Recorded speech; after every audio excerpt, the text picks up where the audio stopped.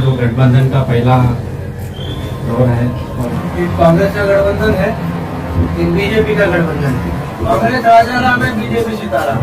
कांग्रेस जीता तो भी हमारा भला नहीं होता, बीजेपी जीता तो भी हमारा भला नहीं होता। और बिहार में शायद आपका गठबंधन बहुजन मुक्ति पार्टी से हुआ। हमारे जो धार्मिक अल्पसंख्यक लोग हैं, एक तरफ जालिमों का गठबंधन जो है 70 साल में भारत में अपोजिशन पार्टी ही नहीं, ना कांग्रेस ने कभी अपोजिशन पार्टी बनने दिया, ना बीजेपी ने कभी अपोजिशन पार्टी बनने दी। कोई ऐसा गठबंधन हो जो मोदी को हरा सके और बीजेपी को दूसरे जालिम के तौर पे कांग्रेस ने ही प्रोजेक्ट किया है। 1925 में जो लोगों ने आरएसएस बनाई वो सब कांग्रेस के ही कार्यकर्ता थे, कांग्रेस के ही लोग थे। तो वो एडल्ट वेंचर का कानून आज नहीं तो कल भारत में लागू करेंगे। जो जालिम लोग हैं उन्होंने ऐसा सोचा कि भारत में फिर से लोकतंत्र लागू होगा। क्या मोहम्मद अली जिन्ना को अकल नहीं थी कि गांधी जी का नेतृत्व स्वीकार करें? वो तो बैरिस्टर थे। बाबा साहब अम्बेडकर बैरिस्टर थे, उन्होंने गांधी जी का कभी नेतृत्व नहीं मान्य किया। ऐसे गलत फैसला लेते और गलत फैसले का जो नतीजा होता है पूरे आवाम को भुगतना पड़ता है। स्टेटमेंट है कांग्रेस के कि 32 में गांधी जी ने ये कहा कि हम अगर ये मजलूम लोगों को अधिकार देंगे आजादी के बाद तो हमारा वजूद खत्म हो जाएगा। आज हमको बोलने की भी आजादी नहीं, कभी 144, कभी कोरोना, कभी लॉकडाउन, ऐसा बहुत सारे कारण। भारत सरकार भी नहीं, प्रशासन भी नहीं, न्यायपालिका भी नहीं, कोई नहीं कर सकता। ये हालत ये जालिम लोगों की गठबंधन ने की। आज उसी संविधान को रौंदने का काम ये आज की केंद्र की सरकार कर रही है। इन आप सामाजिक तत्व लोगों का डट कर मुकाबला करना बहुत जरूरी है। जैसे आज मुंबई महानगर पालिका के अंदर जितना भ्रष्टाचार है, साल का बजट 39,000 करोड़ की किसी भी रोड पे, वो गड्ढे में सड़क है या सड़क में गड्ढा है आपको समझ नहीं आएगा, लेकिन हर गड्ढे को भरने के लिए 27,000 28,000 रुपया चार्ज किया जाता है। ये 2017 में इसकी रकम कुछ अलग थी, 2,16,000 रुपया था एक गड्ढे को भरने की रकम। मुंबई महानगर पालिका आज एक भ्रष्टाचार का केंद्र हो गई है और अगर इसको हमें रोकना है तो हम सारी सेकुलर जमातों को एक जगह जमा होना पड़ेगा और इन ऐसी ताकतों के खिलाफ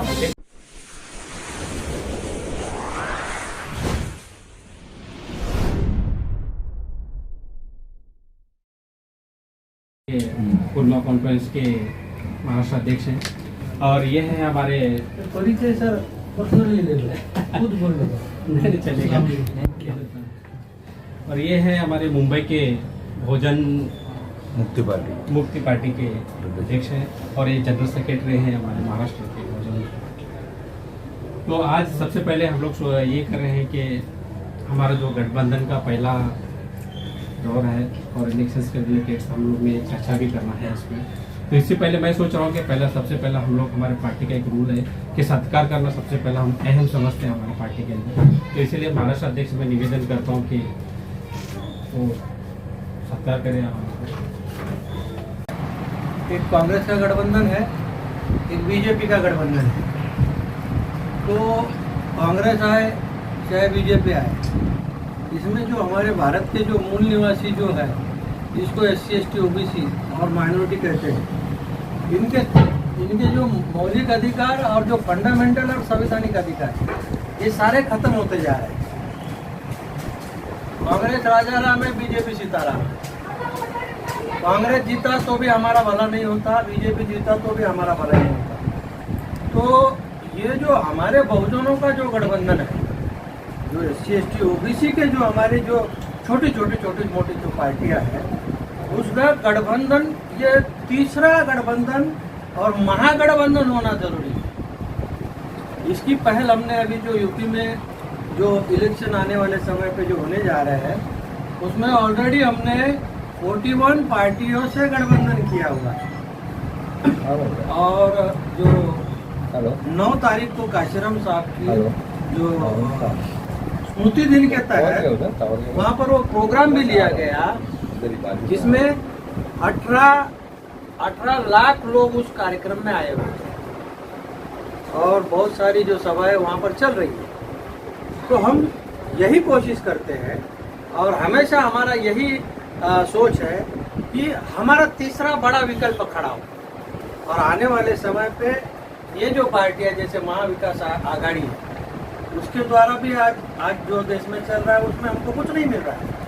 तो तीसरा गठबंधन के लिए हम जो है ये गठबंधन में जरूर आप शामिल होंगे और कंधे से कंधा मिलाकर जो है केवल शामिल नहीं होंगे।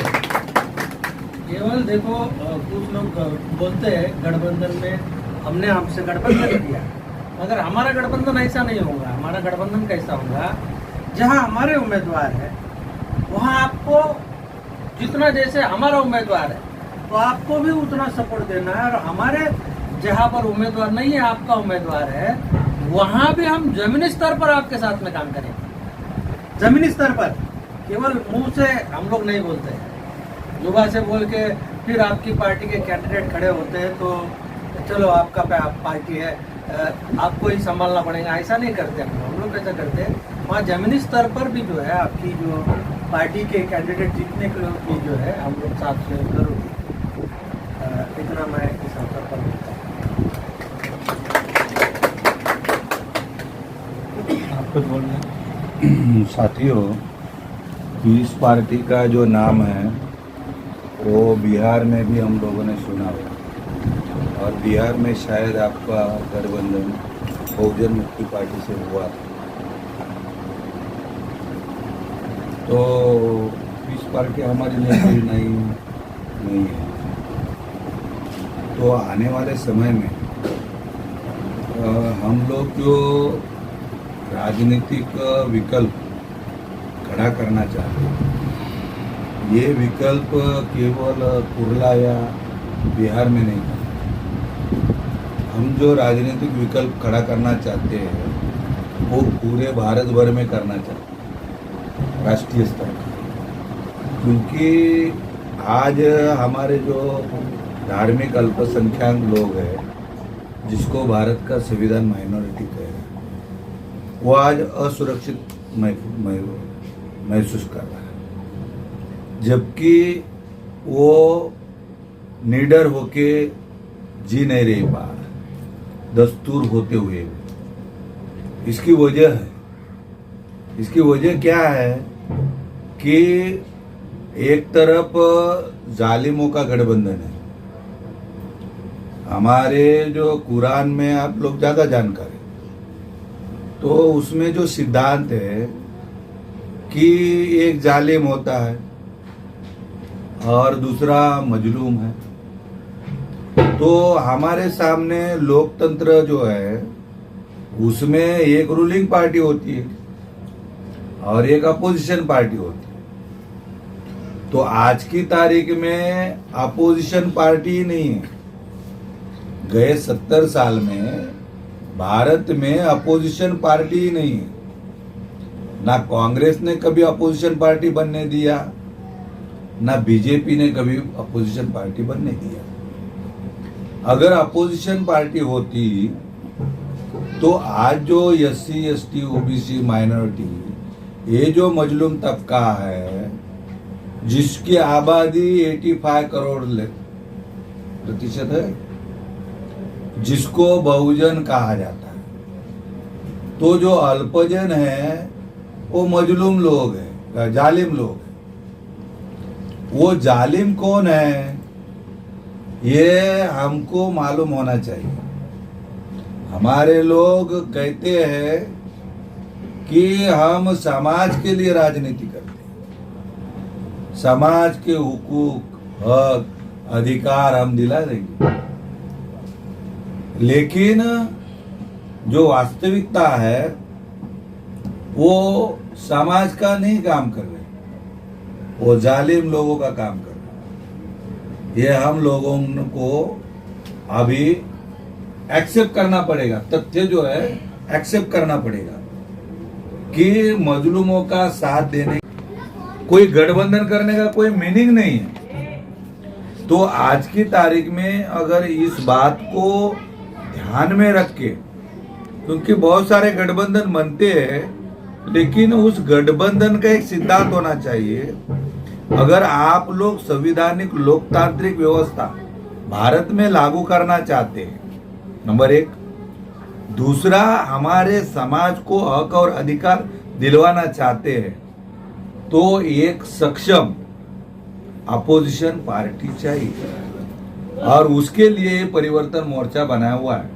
इसका मतलब ये नहीं है कि हमको सत्ता नहीं चाहिए, हमको सत्ता चाहिए। अगर 85 करोड़ लोगों का अगर सामाजिक और राजकीय ध्रुवीकरण बना तो मुझे नहीं लगता कोई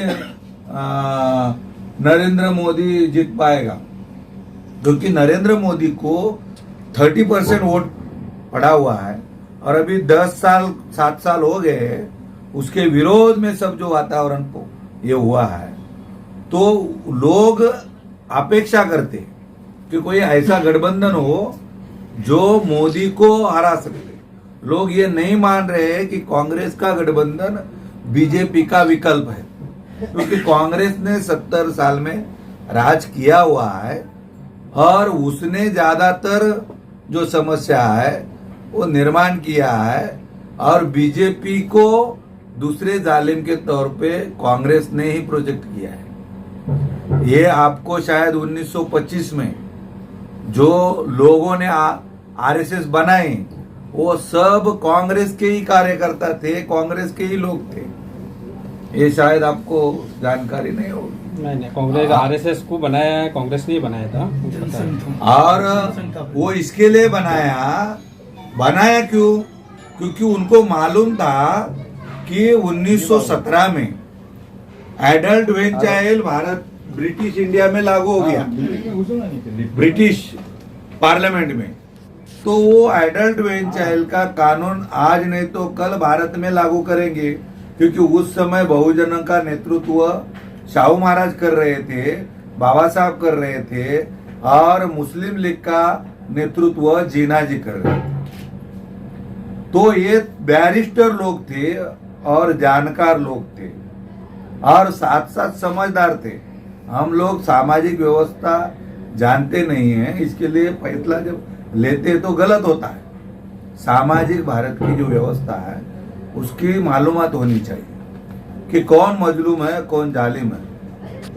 तो ये 17 में एडल्ट वेज चाइल्ड जो आया उसके आधार पे जो जालिम लोग हैं उन्होंने ऐसा सोचा कि भारत में फिर से लोकतंत्र लागू होगा, और जब लोकतंत्र लागू होगा तो लोकतंत्र में 2 पार्टियां होती है, एक रूलिंग पार्टी होती है और एक अपोजिशन पार्टी होती है। तो उन्होंने तो Congress as a ruling party बनाई थी।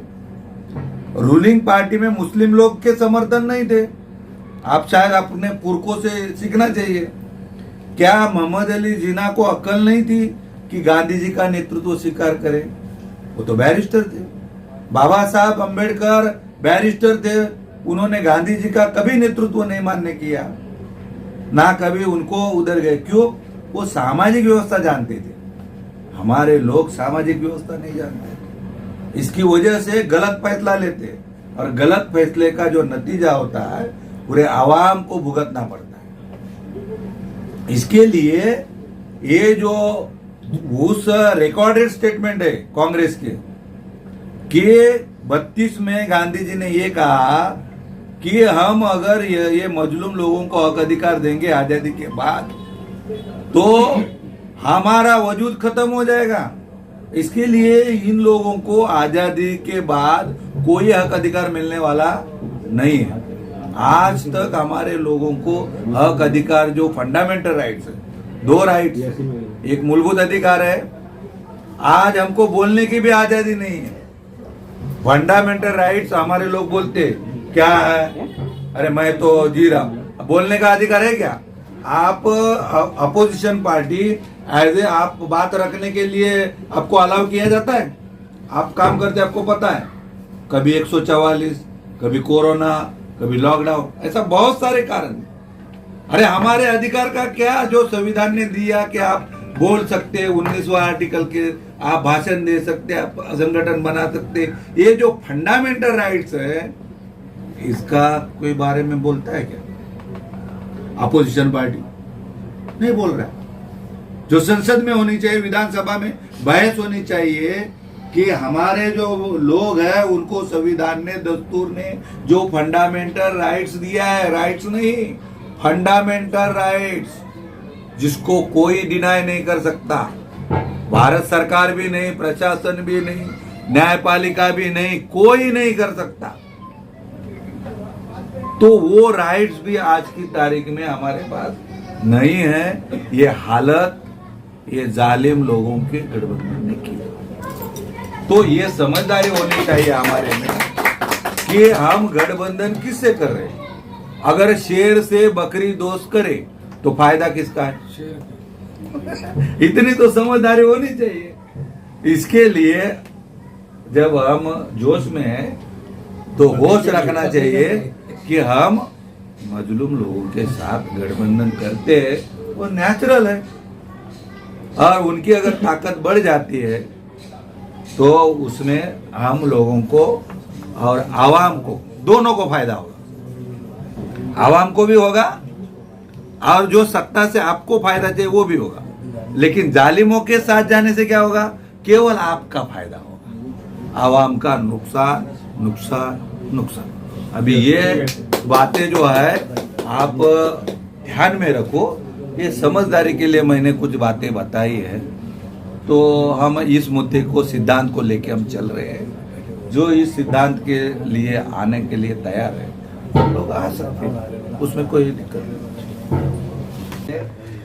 मैं शुक्रिया अदा करना चाहता हूँ पीस पार्टी के जो महाराष्ट्र के सदर है मोहम्मद मोहसिन साहब, जिन्होंने ये एक अच्छी मीटिंग मुनक्किद की और हम ख्याल पार्टियों को एक जगह बुलाकर एक साथ जोड़कर आगे की क्या रणनीति होनी चाहिए उस पर चर्चा करने के लिए एक मीटिंग मुनक्किद की गई। मैं शुक्रिया अदा करना चाहता हूँ बहुजन मुक्ति पार्टी का, जिसके रविंद्र यादव जी और महाराष्ट्र के सेक्रेटरी हैं, मुंबई के अध्यक्ष भी यहाँ मौजूद हैं, राजेंद्र यादव साहब, मधुकर यादव साहब।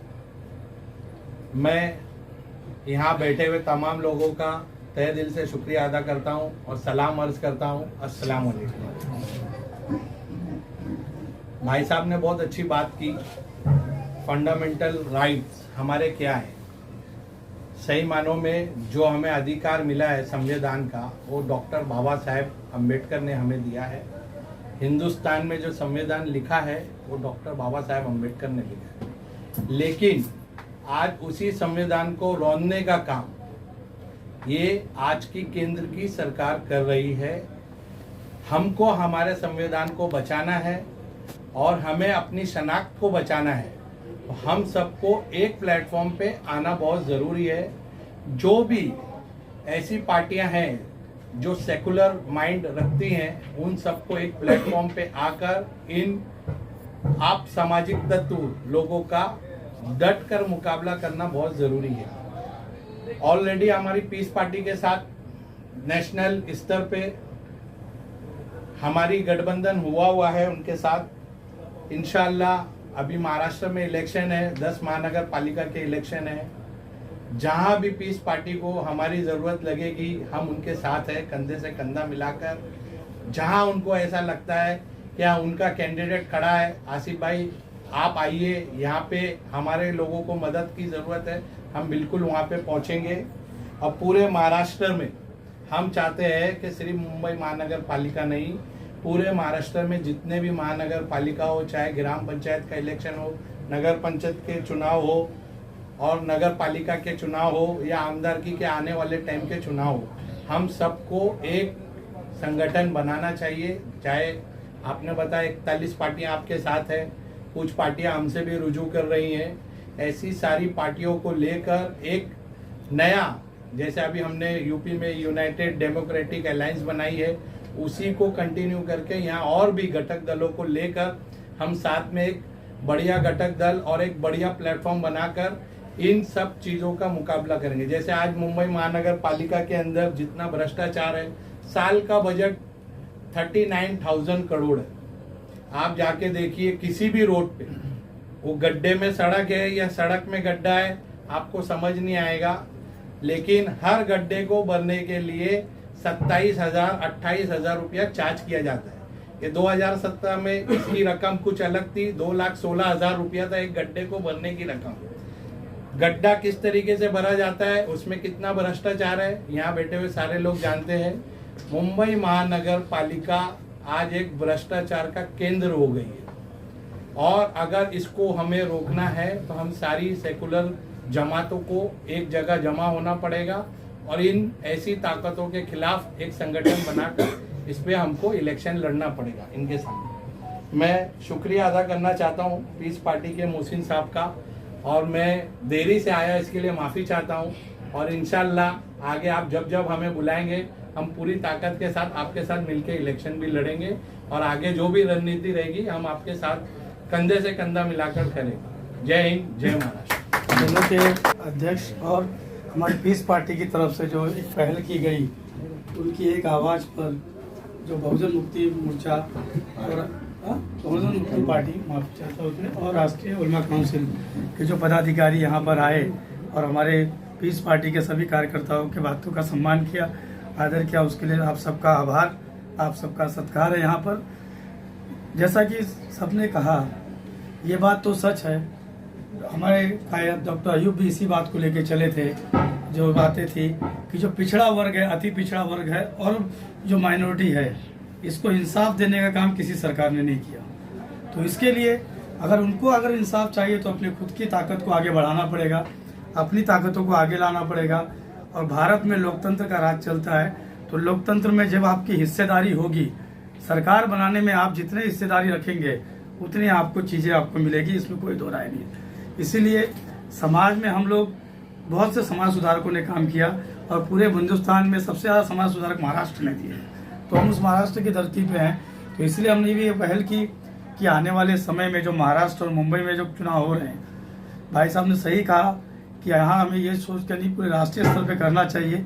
तो हम आपके उस बात का स्वागत करते हैं, और आने वाले समय में उसको जैसा हो सकेगा उसको आगे बढ़ाने के लिए काम करेंगे। लेकिन यहाँ महाराष्ट्र अध्यक्ष के तौर के नाते, और यहाँ मुंबई टीम जो हमारी है, तो हमारी ये पहली कोशिश होगी कि मुंबई और महाराष्ट्र लेवल पे हम सब किस तरफ से छोटे छोटे घटक दल एक साथ आके फर्स्ट सेकंड नहीं थर्ड फ्रंट ऐसा बने जो कमजोर तबके की आवाज़ बने, क्योंकि जब तक आवाज़ नहीं उठेगी कुछ काम होगा नहीं।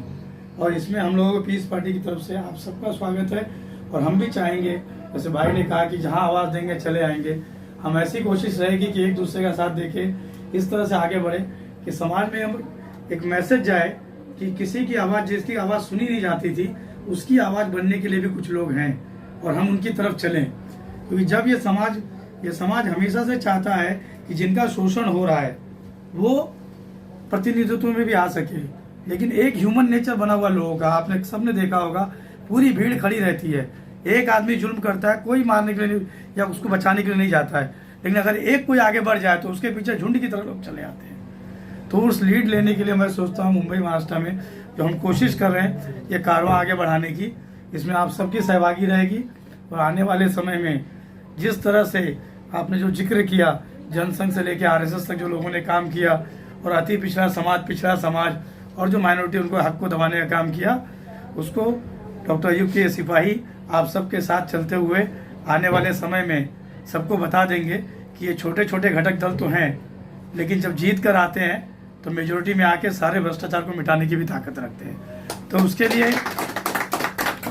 जो पहल की शुरुआत जिस किसी ने भी की, मैं हम नहीं कहते पीस पार्टी के हमारे यहाँ सब नेतागण कर रहे हैं, हर एक इंसान जो उसमें एक एक अपना कीमती समय दे रहा है, अपनी कोई भी चीज़ से कंट्रीब्यूट कर रहा है, हम उन सब का स्वागत करते हैं, उन सब का धन्यवाद बोलते हैं, और उम्मीद करते हैं कि हर इंसान जो अपने अपने से हो सकेगा उसमें कंट्रीब्यूट करके इस प्लेटफॉर्म को इतना बड़ा बना दें कि आने वाले समय में लोग कहें कि अगर सत्ताधारी आघाड़ी सरकार का कोई विकल्प है तो ये लोग हैं जो सामने हमारे खड़े हैं।